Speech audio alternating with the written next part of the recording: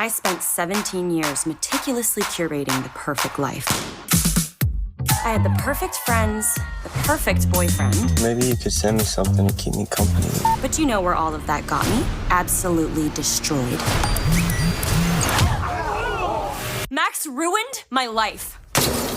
He'll never get away with this. Hey, do you want to ride? I know what it's like to get fucked over by someone you thought you could trust. Carissa Jones, she started a nasty rumor about me. She told everyone that I tried to hold her down and kiss her. Turned me into this predator. She destroyed me. I wish we could hire people to take them down. We should team up and do each other's revenge. Don't you want to make her pay? I don't want to make her pay. I want to burn her to the ground. Whoa. You're giving off some serious Glenn Close and Fatal Attraction energy. Glenergy. You ready to be my woman on the inside? Ooh. Your new vibe is high status cunt. If you love it, you love it. Let's start with Carissa. She'll be a cinch. I can ruin her in my sleep. Why will Carissa be easy? It is much easier to destroy a girl. Carissa, right? We've met before. You called me a human Birkenstock. Cool. Dudes, that's another story. I just want to say how sorry I am for what happened to you. It's in your honor that I'm founding a new club. The Cis Hetero Men Championing Female Identifying Students League. You're going to expose Who's that? that he's a fake woke, misogynist, hypocrite. And then we're gonna kill him. You're not serious. No, I'm not fucking serious. Teenage girls, we're psychopaths. She framed me!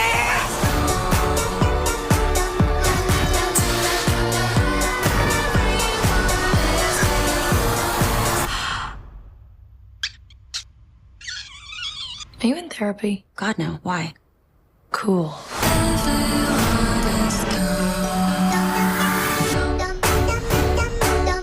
Is do revenge even like correct grammar? Oh, I'm sorry, Schoolhouse Rock. Are you dragging my sentence structure right now?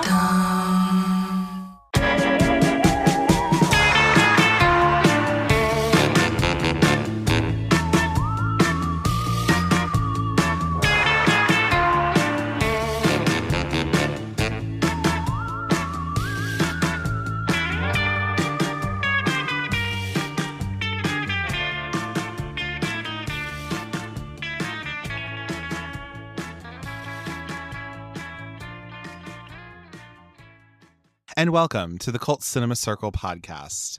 My name is Jesse, and I'll be your host. Now, on today's episode, we're going to head over to Rose Hill Country Day High School with headmaster herself, Sarah Michelle Gellar. And we're going to meet a young lady who we're going to, decide we're going to do each other's revenge. You do a little for me, I'll do a little for you. And then, I don't know, we might live happily ever after, maybe. I don't know, whatever. But with all that being said, today, in honor of good old Women's History Month, it is March when you're hearing this, I decided I wanted to do movies that were directed by ladies. So this is one of those, but we are covering the 2022 Netflix release of the film Do Revenge. Now, for this movie, I think I became familiar with it probably from my sister, actually, because as you may know, my sister herself, she has been on the show many times, but she became familiar with this movie, I guess. I don't really know if she ever watched Riverdale like that, so I don't really know, whatever. But either way, she came across this movie, I guess, and she was like, hey, did you know that there's movie that's a bunch of 90s teen movies kind of all put into one, and it's this sort of thing, it's on Netflix. And I was like, girl, I didn't know anything about that. What do you mean? Because I love me a 90s high school movie, love a good teen movie from the 90s and the 2000s. So of course I decided I wanted to pull up. So I was like, okay, it's called Do Revenge. And so I pulled up on it, and it was actually, I think, in November of 2022, because it came out in September. And so I watched it a couple months later, maybe 2 months later, and I really ended up liking it quite a bit. And I recently just watched it for the show. That was actually one of the only things I watched in February. So in case you may have been wondering, where's my what I watched, I really didn't watch much of anything. I watched this movie and one more movie, and I don't even know if I finished it, to be honest. I was watching a lot of Schitt's Creek because of, Catherine O'Hara passing and stuff. But other than that, I wasn't really, watching a whole lot else. I don't know what was going on in February. But either way, back to Do Revenge. But I came across this and I just watched it recently and I still really like it. I will get all into that, I'm sure, today. But yeah, I just thought this was like such a little fun film. I think the performances are really strong. I think the story is pretty cool. It doesn't work all the way for me. It's not like a slam dunk anymore for me, but I still really enjoy it. I think it is a fun, bit of a, it's a fun mix of like what literally like Strange Dawn Train is, which this is based off of, but it's also imbuing it with all this sort of like teen movie sensibility and, the style in there and all that kind of stuff. So that was like pretty cool and pretty fun. But yeah, I really liked this movie and I wanted to talk about it because, again, ladies doing lady things and doing filmmaking things and like all that kind of cool shit. You know what I mean? I'm into that. So that's why I wanted to talk about it today. Now, with all that being said, let's move into our figures of the film. Let's go through this plot a little bit. Let's talk about these characters, all that kind of fun stuff. All right. So the release date, September 16th of 2022, which is in fact my sister's birthday, actually. So happy birthday to Sarah and Do Revenge, I guess. This is 119 minutes, so it's literally just about 2 hours. Don't think it needed to be 2 hours personally, but either way, like I'm already sometimes averse to really long movies, but it is what it is. Distribution of Netflix, or distributor was Netflix, so we do not have a physical release of this that I know of or anything. So there's that. But you can find it on Netflix if you have that. And the budget was about $10 million estimated. So that makes enough sense. You got some pretty, big teen stars in here. You got, this is a Netflix movie. And I think honestly, like, this is almost kind of considered like, a better part of the Netflix oeuvre, if you will. Do you know what I mean? So I think that's kind of interesting. With Rotten Tomatoes, I found out that apparently there is both a consensus for the audience as well now, because there used to be the cringe consensus, and then now there's the audience consensus. So I'm going to read you both of those. So with the critics, it gave it 86% with about 83 reviews. And the critics' consensus was, Do Revenge could have used a bit more bite, but Maya Hawke and Camila Mendez make this a sweet dish best served to viewers who understand that high school can be hell. So there's that. And then the audiences gave it about a 77% with about 1,000 ratings. And the audience consensus is fans of the genre have seen this stuff before, but if you're looking for a better than average teen comedy, Do Revenge will do the trick, which I actually think is kind of true. And with all this, we have our cast and our crew. So we're getting into our crew first, like we normally do. We have Miss Jennifer Caton Robinson, who's behind this film. So she had this is her first movie she really directed like that. I guess she had directed something called Someone Great, which is a small movie. It has, Brittany Snow and like Gina Rodriguez and actually DeWanda Wise. If you don't remember maybe who DeWanda Wise was, she was in the Imaginary movie from Blumhouse. I remember her from there. And she's a DMV girl, I think. But either way, that was her first actual movie, but this was like her second film movie that she directed. And then also this is kind of like, the thing that made her, I don't know how much Someone Great did good or not. I don't know really, honestly, no. What does it sit at? Like, it's a 3.2 out of 5 on Letterboxd. Okay, that's fair. So there's some people, it kind of depends on if they liked it or not. But okay, fair enough.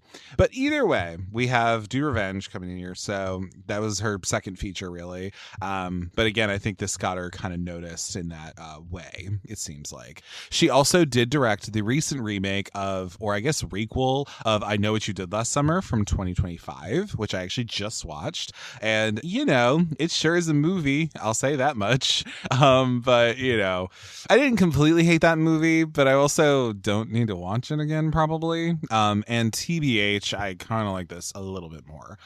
Actually, quite a bit more, actually. But either way, we have the writing duo of Miss Jennifer Caton Robinson and also Celeste Ballard.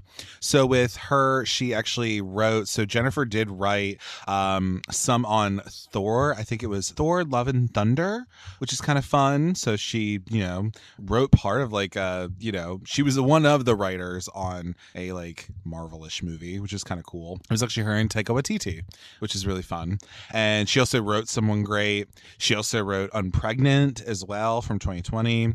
So that's fair enough. And then Celeste had done some writes on Space Jam: A New Legacy, which I've never seen. And I don't need to see it, but that's fine. But this is definitely coming from female writers, a female director. That's pretty cool.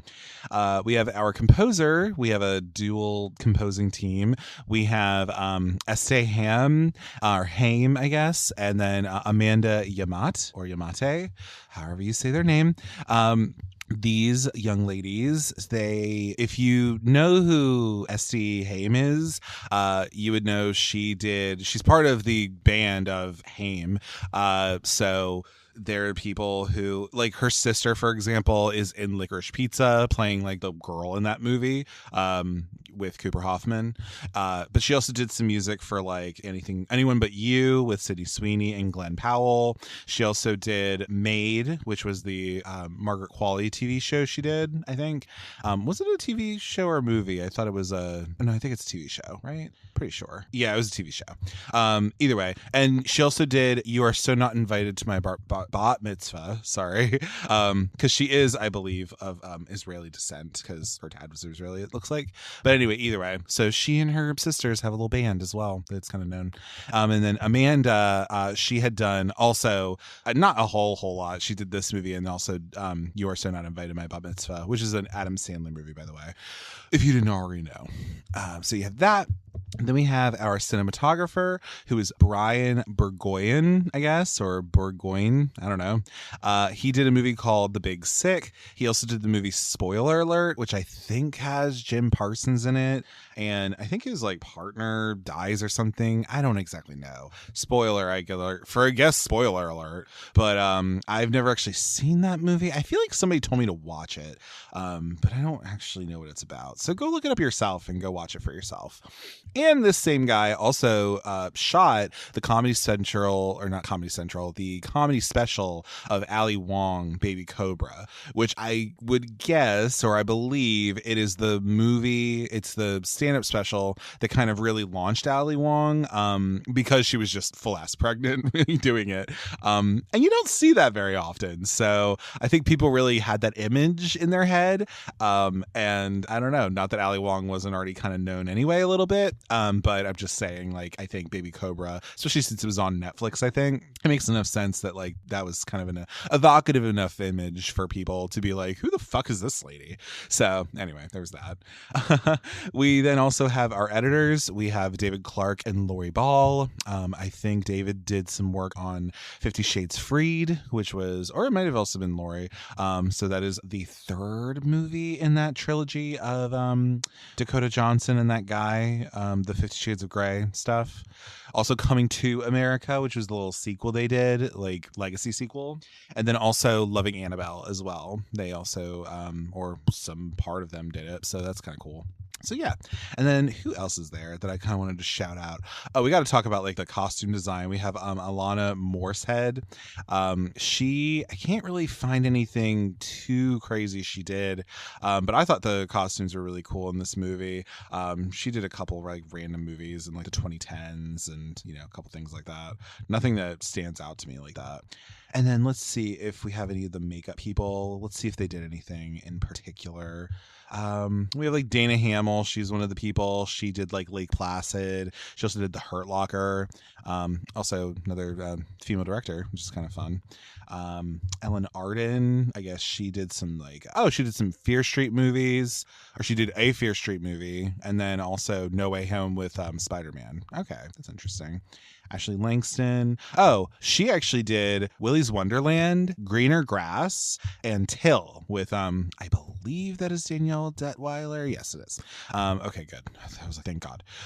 Yeah, Greener Grass I've heard of. I haven't seen it yet. And Willy's Wonderland I have heard of as well. Is it the one with Nicolas Cage? Yes, it is. Okay, cool. All right. Well, she was also part of that. And then Leo Satovich, something like that, Who the hell is this person? Oh, look at that. They were also part of doing Weapons. Ooh, does that mean that they did Aunt Gladys? Does that mean that? Oh, girl, listen.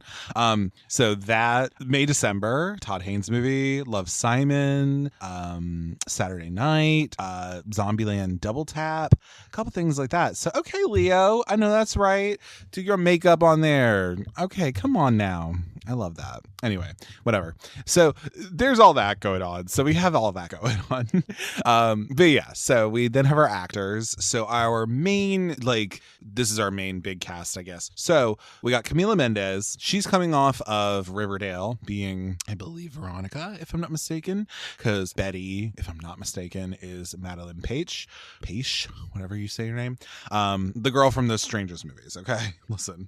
But she's coming off of, but Camila's coming off of doing that, coming off of that, doing, this movie right around that time. Also Palm Springs, I guess, as well, which if you heard me on the Cult Worthy Studios podcast with Antonio, where we talked about romantic comedies, that is one of his favorite recent romantic comedies. And she's in it. So that means I still need to fucking watch it. So yeah, I'll get around to it.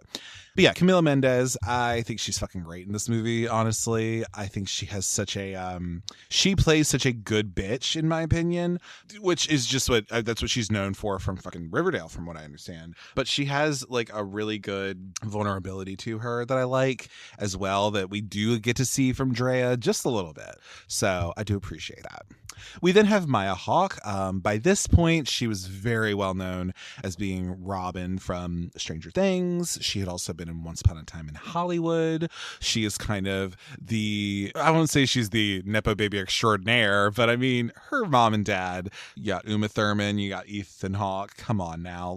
Oh my God. And also, she's just a really great actress. I mean, the hoe went to Juilliard for a while. You know what I mean? So she knows how to, and then Camila, I think, went to NYU. She literally, these girls are trained, all right? So they are fucking fantastic. And yeah, and both of these characters I thought were really strong and, are both really awful people. I mean, but also it's, they play it to where you do care about what's happening to them, even though objectively their characters are not great, obviously. And we'll get into it. But yeah, that's Maya Hawke. We then have Austin Abrams, who had been in Scary Stories to Tell in the Dark before this, which I have not seen yet. And I love those books. Listen, I keep them in my I don't have a bookcase, but I have a little place where I put books, and they're all in there, all 3 volumes. Okay. I just like having them in my house. Okay. Listen. But then he was also in Weapons, which I watched last year. And he was so good in that movie. I thought he played a great role. He plays a transient, a homeless man, or a young man, I guess. But he is part of the story that's going on. I don't remember his name in that. I'm sorry. But either way, he was really good. And he plays Max in this movie, where he is a fucking dick. We'll talk about it, but it is, Austin Abrams is I like seeing him in things. I want to see him in more, definitely. We have Talia Ryder, who plays Gabby, who is his sister, actually. Austin Abrams' sister in this film, Max's sister. Who then kind of falls in love with Maya Hawke's character of not Drea, Eleanor. She was in West Side Story from Steven Spielberg, so that's pretty cool. And also was in Honey Don't, which is a recent movie that happened. I like Talia Ryder. I think she was also on theater, I believe. She did the role of Hortensia on Matilda, I believe, which is kind of cool. I found that out, and I was just like, okay, come on, vocals. I know that's right. Yeah, I'm pretty sure she's yeah, she is. Yeah, so she did do that. She did she was in Dumb Money, which was that movie that came out in 2023. All right, I know that's right. Good for her. I love that. Anyway, we then have oh gosh, who else is there? Oh, well, we have Sophie Turner, of course. She plays a small part in this because she doesn't do cocaine, okay? But anyway, but she's of course from Game of Thrones. She was one of the most famous people in this movie, honestly. At this point, I mean, not that the leads weren't, but Sophie Turner is a name at this point, where you're which is why she could be in here and she just kind of shows up randomly. You're very much that. And then then she was also in the X-Men movies for a little bit. She played Jean Grey, right? Like the younger version of it. She played something, right? I don't remember. I didn't watch those, so I don't really care. We then also have Sarah Michelle Gellar, as I kind of mentioned, playing the headmaster in this movie. And I mean, just queen. Come on. Like, I just put queen. Like, really, like, do I have to explain myself? I don't have to explain myself for anybody. Not when it comes to this. Okay. Not when it comes to this. But yes, so there's that. And then a couple other people I kind of wanted to just shout out. We have Rish Shah, who plays Russ. He was also in To All the Boys, Always and Forever, actually, in another Netflix movie. Also shows up in The Moment, which is the Charlie XCX movie, which is kind of fun, and is also in like some Marvel stuff. So was in Miss Marvel, but also I think has shown up on like a TV show here and there, which is kind of cool. Let's see. And then Alicia Bowe, I know she had done some things. She was in Paranormal Activity 4 and also was in Yes God Yes, which is another little thing, which is fun. Let's see who else there might be. Olivia from Smosh. She also shows up in this movie, who, if I'm not mistaken, she also was a part of like doing that Drop movie. She wasn't in it, but I think she helped write that apparently. So that's kind of fun if you're a Smosh fan. I do pull up on a Smosh here and there. Okay. Oh, but one of the people that I liked in this movie who, where the hell is she? I know she's on here somewhere. Is she like all the way fucking down here? Like, what is this?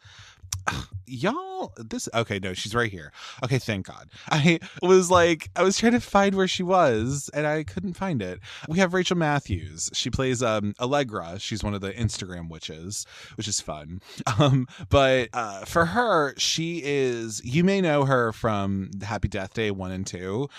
She plays one of the sisters, like the sorority sisters in that movie. Go check out those movies, by the way. They're actually really fun. But in case you may have not known this, Rachel Matthews is also kind of another part of the Nepo baby part, because her parents, so her dad was just this guy Brian Matthews, but her mom is Leslie Landon. And for those who may not know, I guess if you're listening to this, you probably do, but the Landons are kind of a huge family in Hollywood. Most notably Michael Landon, who is the father on Little House on the Prairie, and literally just did that forever. He also pretty much created that show, and like he was like doing a lot with it, so he was definitely very well known there.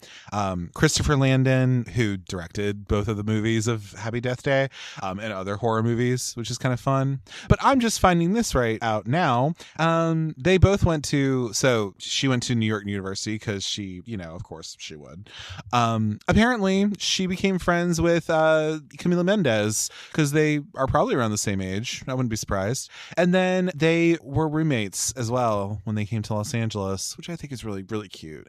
And I just think that's kind of nice because, that means that they knew each other and like they were definitely like, oh my God, girl, what are we doing? This is great. So I love that. Anyway, but yeah, shout out Rachel Matthews. But yeah, so that's a little bit about that. A little bit about our cast and stuff like that. But let's get into our particular plot summary, though. So we are following Drea Torres, that is Camila Mendes. She is a popular student attending the Rose Hill Country Day High School. This is an elite private school in Miami, Florida, on a scholarship. And she is considered a conniving, selfish sociopath who uses people to get what she wants.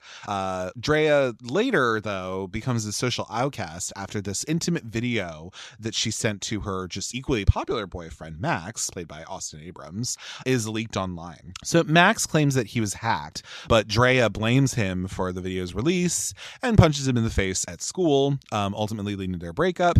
All of her friends abandon her, and it destroys her reputation. As a result, the headmaster, played by Queen Sarah Michelle Gellar herself, places her on behavioral probation and warns if she has any more problems with Max, she will remove her scholarship and expel Drea from Rose Hill. So that's how the movie generally starts. So that summer, Drea works at a tennis camp, which is a tie-in to Strangers on a Train, which if you don't already know Strangers on a Train, I'm not going to tell you too much about it, but what I will mention, it's these two people who are strangers who meet on a train, one of whom is an up-and-coming professional tennis player. The other guy, I don't even know what he does for a living, but they decide they're going to carry out murder for one another. The one guy does actually kill this other person, and then the tennis player doesn't, actually, at least in the movie. I think in the book he actually does, but either way, like in the movie he doesn't, the tennis player doesn't, and then the kind of crazy dude doesn't like that, and he's kind of coming after the tennis player, and it's like a whole thing. You should go watch it. It's really good. It's a Hitchcock movie, and if you are a fan of this movie, then go check that one out for sure. Anyway, at the tennis camp, she meets Eleanor, a shy tomboy from a wealthy background who is actually transferring to Rose Hill in September, and that is Maya Hawke in this movie. So Eleanor tells Drea about also becoming an outcast when this false rumor was spread that she forcibly kissed this girl, Carissa Jones, who I believe that is, who the hell is that? Oh my God, wait a minute. I have to remember. It's Ava Capri, who I don't know what the hell she was in. I can't find it. But anyway, either way. So yes, Carissa, all right, bad thing happened. You know, it was a summer camp years earlier. So, you know, that's what Eleanor is pissed about pretty much. So upon seeing their tormentors like thrive while they suffer in silence, Drea and Eleanor, they decide they're never going to get justice on their own and plan to exact revenge on each other's enemy. So that means Drea is going after Carissa and Eleanor is going after Max. So after a nice makeover, because it is a teen movie, Eleanor slowly infiltrates Drea's old clique of popular students, while Drea is trying to get close to Carissa, I guess, by working on the school's farm, also befriending this guy Russ, who's the Reese Shaw character, a slightly introverted student and Carissa's friend. So Eleanor is invited to a party thrown by Max, where she discovers that he is actually cheating on his new girlfriend, Tara, who is the former best friend of Drea. And so Drea then, so she finds that out. Drea steals Carissa's keys to the this like locked greenhouse and finds a bunch of marijuana and a bunch of magic mushrooms that she's just been growing, I guess. And what they decide, or what Drea decides, is she's gonna drug everybody at this like school's senior ring ceremony, because, you know, it's already here. What we're gonna do is we're gonna make it seem like this is what Carissa was doing this for. So during this ring ceremony, Drea places the drugs from the greenhouse in the dinner so Eleanor can then go steal Max's phone to obtain evidence of his cheating ways and to find Drea's leaked video. She anonymously tips off SMG and about the greenhouse, getting Carissa expelled and sent to rehab as well. Because she already had a little bit of, earlier in the tennis camp, doing that to Sophie Turner's character, because again, she does not do cocaine. But anyway, either way, while searching through Max's text messages, Drea and Eleanor, they find like photos and messages from other girls at school, just stretching back years. So that means that Max has been a fucking player for many years when he was also with Drea. So that's not great. At the school's Valentine's Day assembly, which at this point Max has made a group. I don't remember what it's called, but it's like the male students uplifting feminine, whatever the hell, that kind of shit. God, it's ridiculous. But either way, at this little assembly that they're having, Eleanor leaks these texts to like the entire student body. But then what they do, so what Max does, and also Tara does, is they pretend to be a polyamorous couple, which in turn becomes like the school's latest trend. Very Mean Girls, right? Like very that. So then in the meantime, we also find out Drea is rejected from from Yale due to her decline in grades, and also Max publishing a fabricated story about him and, Drea's relationship, most likely containing false allegations about being the helpless victim of Drea assaulting him for supposedly leaking her video, or lies about Drea being physically abusive towards him. So, spiraling emotionally, she makes up a new plan to destroy all of her friends in revenge for not helping when, her video got leaked, and trying to get Max to admit that he did actually leak her video at this upcoming admissions party where you can only attend if you were accepted by an Ivy League school, and it's like a night of debauchery pretty much. So there's that. So in the meantime, while Drea is doing this and her life is spiraling, we then see Eleanor. She's actually enjoying her newfound popularity and Drea's old friends, beginning a relationship with Gabby, who is Max's twin sister, played by Talia Ryder. And when Max and his friends surprise Eleanor for her birthday, Drea crashes the party and nearly jeopardizes their little scheme they got going on. They fight about Eleanor, befriending the group after they all abandon her and, ostracize her before going their separate ways. When Eleanor asserts that there is no evidence that, Max did anything with that video, and Gabby overhears all this and she's just like, what? You know my brother, because she knows her brother. So she breaks up with Eleanor for choosing Max over Drea, because that's just not cool. So then it starts to get interesting. So, learning someone had sabotaged her car at tennis camp, Drea becomes a little more suspicious of Eleanor because she did tell her about being into cars and stuff. And seeking some dirt on Eleanor, she visits Carissa at the rehab facility, the same one where Sophie Turner is. And Carissa reveals that Eleanor is actually this girl named Nora Cutler, or Nosy Nora Cutler, because apparently she had a big nose. And so, yeah. And then what we find out is that Drea was actually the one who spread this false rumor and outed Nora as a lesbian, an event that she had just really selfishly forgot, which then prompted Eleanor to go change her name, get a rhinoplasty, and decide to try to ruin Drea. So Drea confronts Eleanor about this, who reveals that she's been playing her all this time, aiming to cause the same pain that she endured from the rumor. And Eleanor, threatens to frame Drea's mom, who's a nurse, for drug possession if she refuses to expose her old friends at this admission party. Also, after this sort of meeting that they have, Eleanor T-bones Drea's car, sending her to the hospital, to then create a sob story that will get Drea access to this party. And also tells Russ about Drea's involvement in this framing of, Carissa for drug possession, and also Max's leaked text messages. And also Russ confronts Drea at the hospital, demands that she turns herself in, and when Drea refuses, he calls her out for being selfish and just ends their relationship as well. I do also want to mention as well that I don't think it's mentioned in here, or unless I'm just crazy, but I don't think it is actually. What we find out about Carissa is that Carissa and Nora were actually kind of together.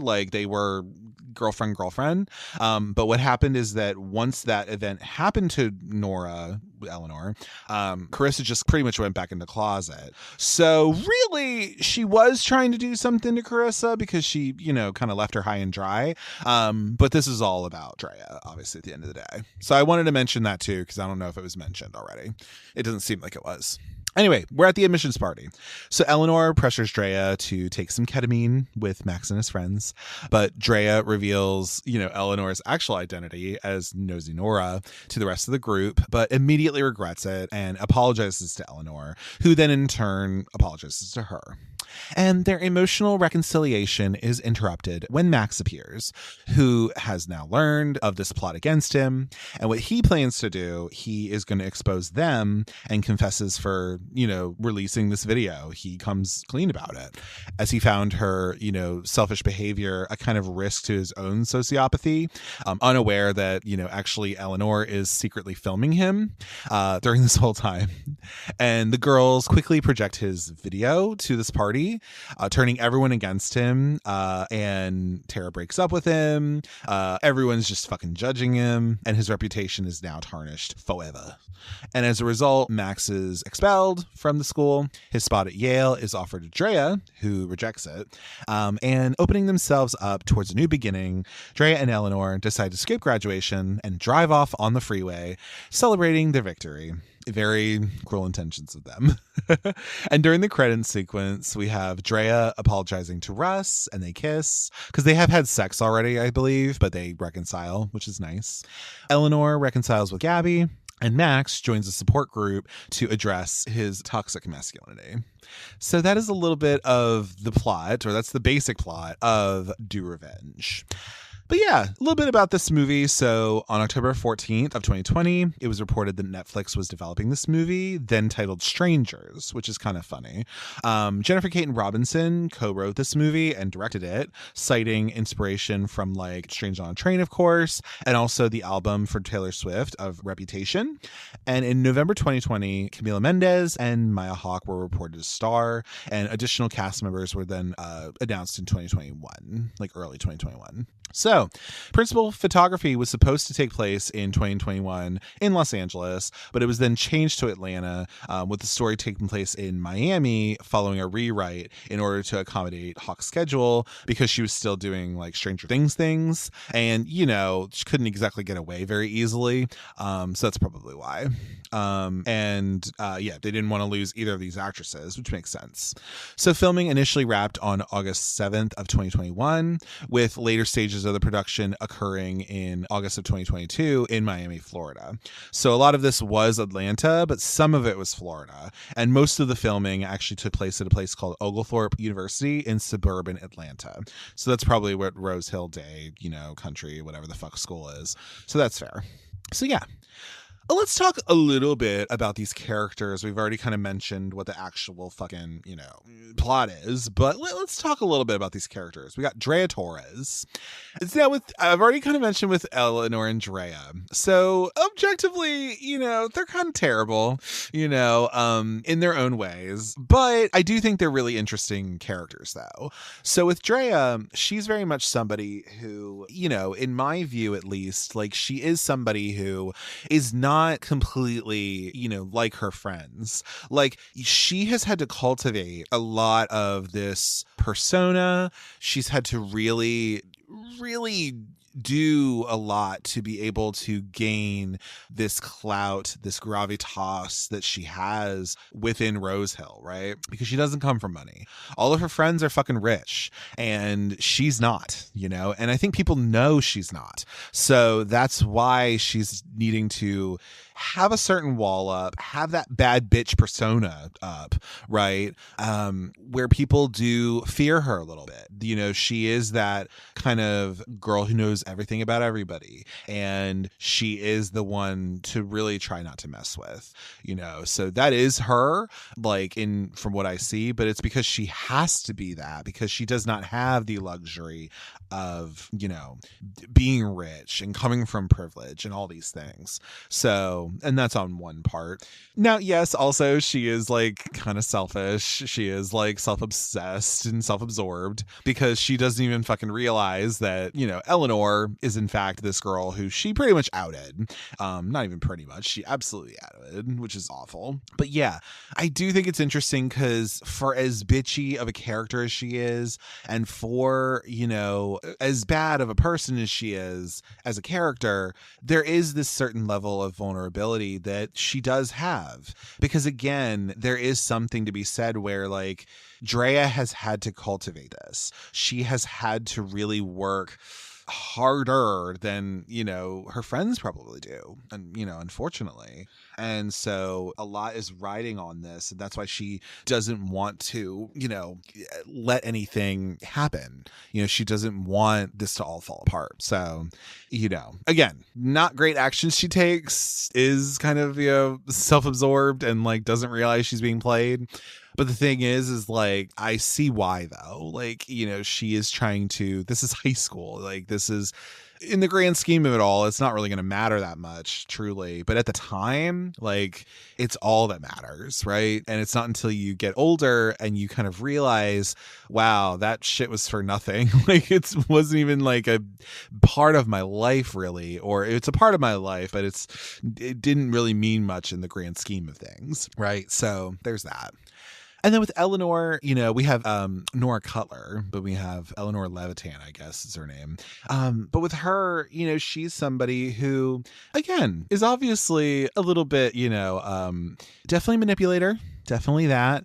And can really, you know, has her own little brand of, you know, I'm not going to say she's a sociopath or whatever. I don't think that. But like, but yeah, definitely a manipulator. Like, she knows how to. And she's been put through fucking hell. Like, being outed like that, being made to be seen as a predator. And it's really dangerous when somebody tries to assert that or even not even assert it, but like even the mention or the, you know, even the prevalence of any sort of thing or the inkling's a good word. Yeah. Like of this sort of thing, it is very dangerous. Like, that's why, you know, queer people get fucking killed sometimes. Do you know what I mean? Like, because it is very much the gay panic of it all. It's the, you know, the trans panic, which is why there's plenty of trans people who get murdered, because it's this thing of like, oh my God, like, you know, something happens in someone's brain and then they feel threatened. And what do they do when they feel threatened? They decide to fucking kill this person, you know, and that's what happens, right? Not to get super deep on it, but yeah, that's why it's pretty shitty that Drea did that, you know, even if she was just like a you know, younger person, right? Like, which we're to assume she was, but still, it's still really shitty. And Eleanor is really just having to kind of work through and deal with that. And again, that's what's kind of made her be able to, you know, be that manipulator, be able to be that strategic and be that, you know, conniving in a way, which, you know, that's just what she's needed to learn. But I also think in an interesting way, she also does get caught up in it for a minute. You know what I mean? Like, she kind of likes the attention. It's very Violet of her from Jawbreaker. Like, she is kind of interested in the attention. She's kind of into it. And it's not until it's like, oh wow, fucking, you know, you're gonna side with my brother, I guess. Like, what the fuck's wrong with you? Like, I know I'm related to him, like, you know. So when that's kind of slapped across her face, it's kind of like you know, okay, like, but still, you know, it's one of those things where then things start to unravel, and you know, it's all kind of out in the open now. So yeah, but Eleanor's an interesting character. Again, makes some questionable decisions, you know, definitely has that conniving, you know, manipulative part of her.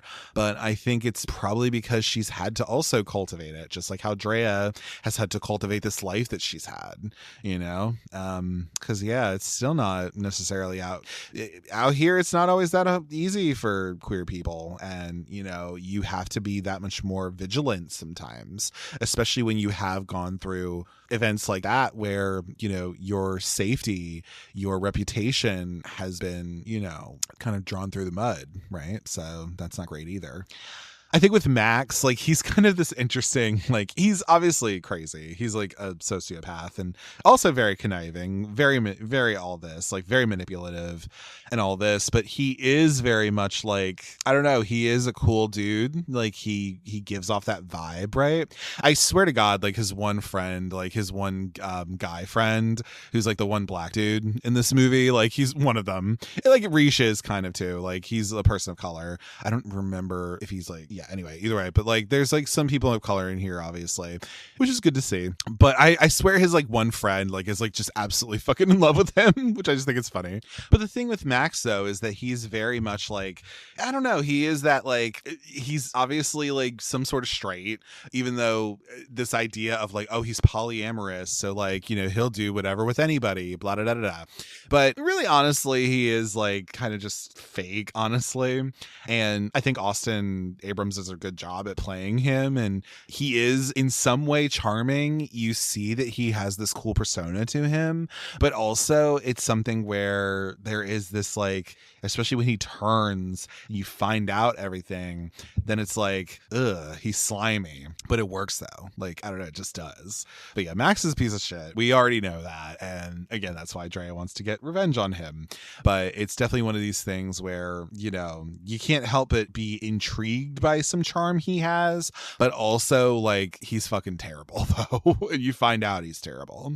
And then on the flip side, you have his sister, who she only gets to do so much in this movie from what I see. She's definitely the lesbian, obviously her and Nora are, or Eleanor is. But like, you know, I think there is something to be said for like, she is kind of the opposite of her brother. Like, she is very much, probably from her own experience just of being a lady, you know, she does have this different experience. She has a different viewpoint, and also just as a queer woman, she has these different viewpoints than her brother will never have. But I also just think like, yeah, I wish Gabby did a little bit more in this movie. Like, I don't think she gets to do as much, but I do like her as a character, and I'm a fan of, I like a Talia Ryder. You know, I'll never complain when she's on screen. Like, she's cool to look at. She seems great, you know, as an actress. So, you know, I enjoy that.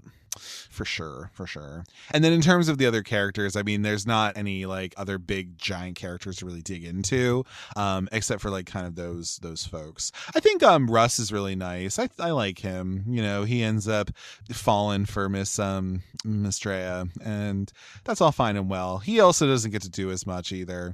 It's really kind of our three main people. I mean, you know, Gabby and Russ are there for sure, but it's also just like, okay, I think it's very much more about the two girls a lot of the time, which is understandable. Yeah. In terms of some kind of themes I think we could talk about with this film, there's a couple things I think we can kind of mention. So one of the big ones is this sort of idea of like these sort of female friendships and like sisterhood. You know, obviously we're seeing this through this movie, and we see that. And it's interesting because something like Jennifer's Body kind of looks at this, but it's like the vengeful sort of female friendships, these toxic friendships.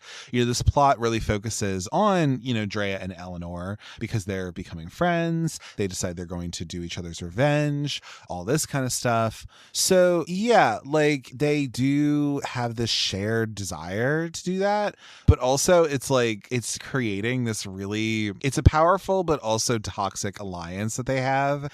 And also, again, because Eleanor the whole time,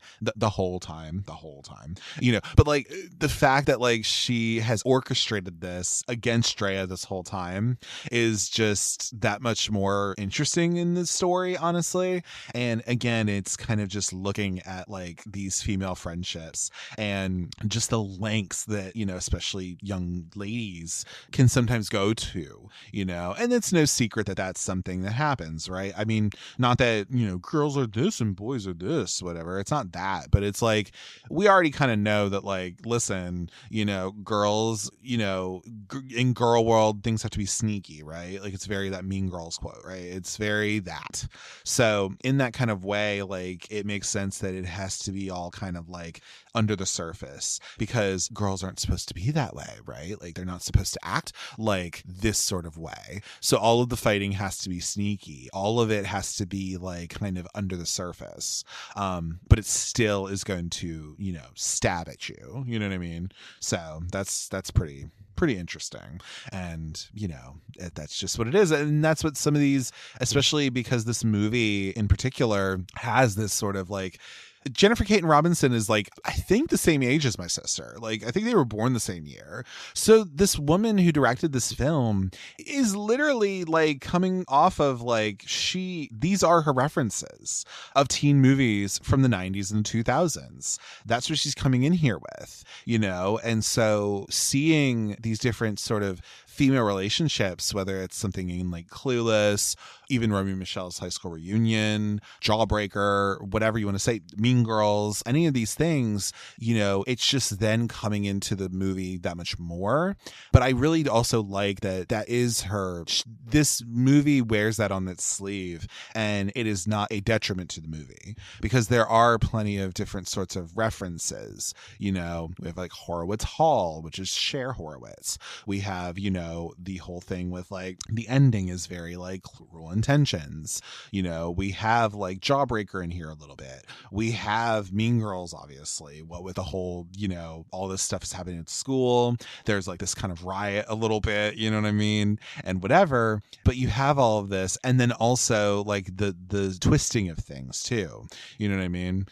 So it's just something where, yeah, but I like that it does wear it on its sleeve, and it's not, and it still can be seen as something good.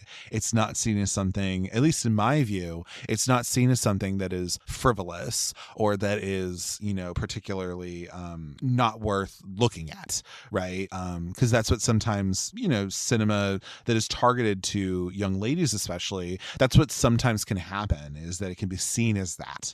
And I don't think that at all. I think like that's really important cinema to be aware of and to watch and be, you know, and to try to look at. I just think like there is something to it. I guess another thing we could talk about a little bit too is this sort of like kind of performative activism that happens in this movie, and also like fake wokeness, which is literally what I believe Drea even says about like, you know, I want to expose, you know, Max for being a, you know, fake woke misogynist pretty much. And this film in particular, it really satirizes how these characters, you know, use things like, you know, modern, like socially conscious language, right, to kind of hide their selfish motivations and maintain their like high social status. So like, for example, you know, when in the beginning you have like Drea, who is... So Allegra, Rachel Matthews, like she says something to the effect of like, you know, she knew that like Drea had to go to Goodwill to like get a dress or something, or not even a dress, but it was like something like that. And what Drea does to kind of get back at Allegra is like, you know, use that against her and say like, you know, Allegra's going to donate her whole wardrobe to women in need with Goodwill or something like that. And so it's very much like Drea gets really good at being able to, and she's had to probably, she gets good at being able to really use, again, like her lack of privilege she has, unfortunately, just like financially, but she is able to kind of, she's working within this sort of structure she's in, and she's able to kind of have this power even over some of the other people in the school, really, because she demands it, like, and she has that, like, she just has that clout, I guess, really. But it is interesting because this is a 2022 movie, so it's a newer movie, and in that situation, I mean, again, like, yeah, it is hiding what her actual motivation is, because she's doing this because she was slighted, you know, so she does that to Allegra, for example. And then again, as we all find out, really, it's like, you know, Eleanor has really had this from like day fucking one, you know, she is hiding what her motivations are, and she's doing that to be able to, you know, that's also a part of it too. But yeah, and it is kind of just funny that like, then we kind of look at the idea of like, oh yeah, they're actually ethically non-monogamous, for example, right? And that gets into a whole other thing, and you know, we can kind of get into, not right now obviously, but like, you know, that gets into just like the misconception of what actual non-monogamy is, and like what polyamory is and stuff like that, and you know, taking kind of the wrong idea from it, because especially when people are being like, you know, it means I have a chance with Max or whatever, and this kind of thing, and it's like, I don't know if you actually do though, but either way, like, yeah. But yeah, it's definitely like, it's one of those things where I don't find this movie, and we're not talking about like, I'm not big on huge like political correctness or anything, you know, I have a cult movie podcast, for God's sake, you know, so I'm bound to cover things that are not going to always age the best or are always interested in, you know, having taste necessarily. But I also just think like it's really interesting to, I don't know, like this movie doesn't age too terribly. basically. You know what I mean? And I think it does have like at least some sort of a little bite to it, which is nice. Because I think some of those movies from the 90s, you know, and in those teen movies from the 90s and 2000s, some of them did have that. Jawbreaker does have a bite to it. Drop Dead Gorgeous has a bite to it. Like, there are some of these movies that are influenced in this, you know, that influenced this film that do have a little bit of a bite. You know, some of them are very sanitized, like Mean Girls definitely is. Although even nowadays people, you know, we make the whole comparison about like, you know, the Mean Girls musical and the Mean Girls movie. Like, it was a little more watered down, you know what I mean? The musical one. So, and it's just bound to happen because girl, it's like 2024 or whatever the hell it was, or was it 2023 or 2024 that came out? So like, yeah, it makes enough sense that things are just going to change a little bit. The other thing we could talk about is just, I guess, like patriarchy in general and like, you know, sexual harassment. You know, this movie, it is, you know, talking about, and it centers upon this unfair kind of gendered consequence of what happens with sexual misconduct. You know, for this, like, nothing really happens to Max at first. Whereas because Drea punched him because she kind of got overwhelmed, like, now she's put on probation. Now she has stuff on the line, whereas, you know, Max doesn't. And popular boys, or this popular boy at least, he's exploiting the situation. He's hiding it. He's really, we see that he is an absolute player. He is playing all these fucking girls in this school, you know what I mean? And so I think there is something to be said for like, it is unfair in that way, you know? And again, with Drea, like, you know, she did a shitty thing to Eleanor, you know, and she didn't even realize it, right? So we also know that, but like, there is something to be said for like, you know, the reason Drea does any of this is because of the shit she's dealt with Max and the fallout of that, you know? And so I do think like, and Max knows that. We find out at the end that he's aware. Like, this is why he got into a relationship with her. This is any of this stuff, right? Like, he knew what he was doing. He knew exactly what he was doing. And it's just like, it's so gross in my opinion, where it's like, that's why he got with Drea. He was able to manipulate her. He was able to, you know, cultivate this relationship with her, I guess, in some way. But also it's like, you know, he planned this. Like he definitely had a plan of this, right? Like he knew what he was fucking doing, even though he led on like he didn't.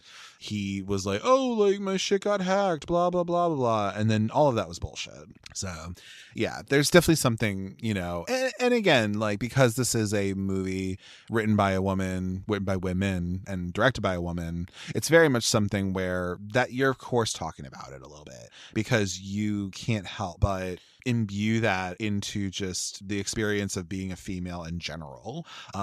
You know, like, yeah, as somebody who isn't a woman, but like, yeah, there are cool things to being a woman, obviously, and there's greatness, obviously, but there are absolute drawbacks to it, and you just get used to it, and it sucks you even have to get used to it like that, you know what I mean? So, you know, not getting too deep or anything, but it's just like, yeah, it makes sense that, like, you know, for this movie, like, you know, Jennifer is kind of putting it in there, you know, and I also think like Camilla and, you know, Maya are able to play these characters who, again, are very different from one another in a way, but they both, you know, have been through shit, you know, and they're having to work their way through it and try to come out on the other side in a way. Another thing I think we could talk about too is like just reputation, because it's a high school movie, and also social manipulation. I talked about manipulation a little bit earlier, obviously.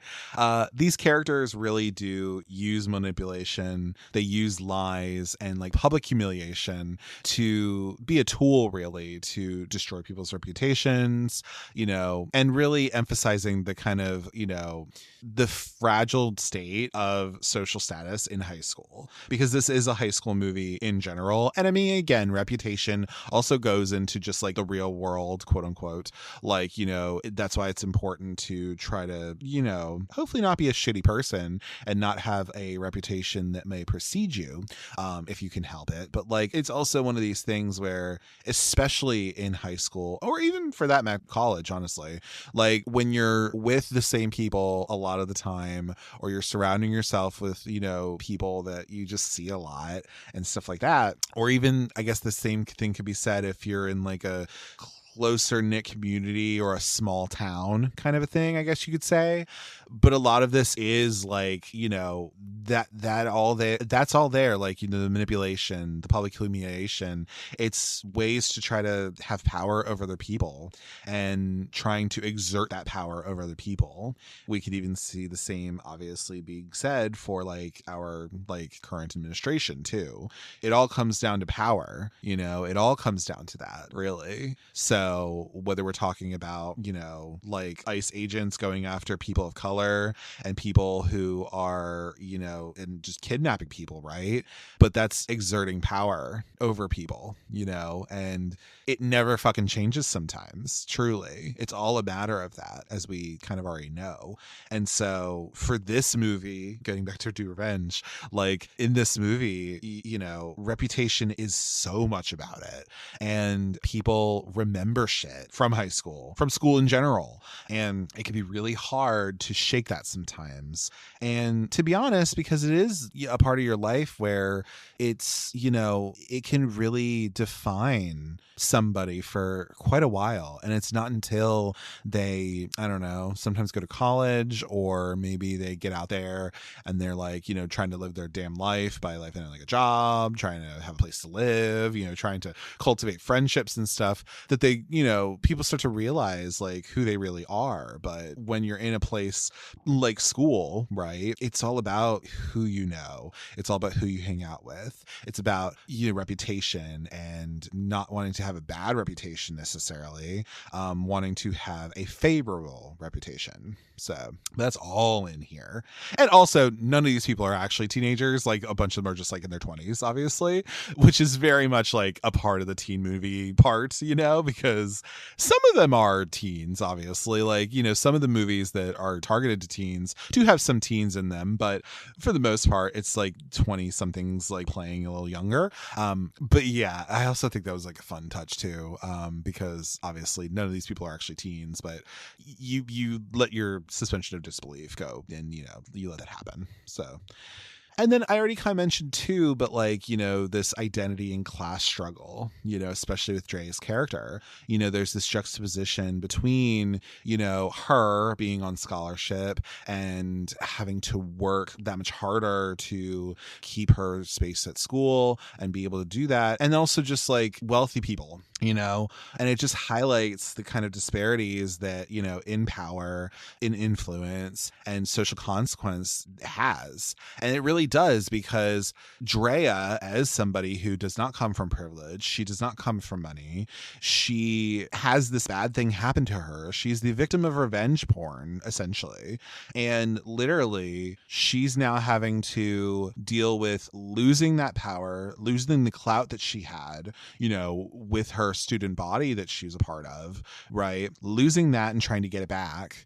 She's losing the influence that she had, because again, she was kind of that bitch. She was somebody who you did not cross, right? But now that's in jeopardy. And that's why she wants to get revenge on fucking Max, because she thinks he did it. She thinks that he willingly did this, or knowingly did it. You know, and again, it's the social consequence. Like, nothing happened really to Max once that happened. You know, he got punched in the face, I guess, but like nothing else happened until the end, obviously. But more happened to Drea, which then just pissed her off. It really chapped her ass. So it makes no sense that, like, yeah, but that's a big part of why she did that, really, because, and why she's pissed at Max, because she's just like, you know, because that's the big thing is that she's like, hey, babes, like, this is what my life was. And then, you know what? Like, peaking in high school is so cringe anyway, you know, that kind of thing, where she kind of realizes, like, oh, all y'all hoes are getting down. All y'all hoes are coming down. All y'all. But anyway, so yeah, it's just really interesting when you look at that. And I'm like, yeah, that's totally fair that, like, that is in there somewhere. And it informs some of these decisions that Drea has made, and like Eleanor has made too. Obviously, she was outed by Drea, and so that's what kind of set her on her villain origin, right? You know, that kind of thing. But like, yeah, I think ultimately, like, you know, I think we could start to wrap a little bit up because I don't really know what else to say about this movie. But I really do think, like, in terms of this film, I really enjoyed that this movie is a film that wears its references on its sleeve. Jennifer Caton Robinson obviously was, you know, influenced by these different late 90s, early 2000s movies targeted to women, targeted to young girls, things like that. And I think that's so cool because we don't always get to see that a whole lot, you know, and it's nice that we're getting to a point, or we're at an age, I guess, that like, yeah, you can have that. And it's not a matter of like, I need to be watching all the art house films and have these Criterion collections, as somebody who has Criterion collections. But like, you know, I don't have to have this like film school knowledge of like all these different movies, or like I need to have this like, you know, pinched hand emoji art or whatever, you know, kind of knowledge. It very well could be like, yeah, I grew up watching Clueless. I grew up watching, you know, Mean Girls and Jawbreaker and She's All That and like all these other things. And those are the kinds of movies that made me want to make movies that I was interested in. And, you know, and I don't know how polarizing I would say that Jennifer's movies are. Some people really hated that remake, the little requel of I Know What You Did Last Summer, which I get it. But, you know, but this movie I don't think is as polarizing. It's not going to work for everybody, but I think for the people who it will work for, which is probably the girlies who like this sort of thing, the gays, the queers, the all that, you know, whatever, those types of people who will like this, I think.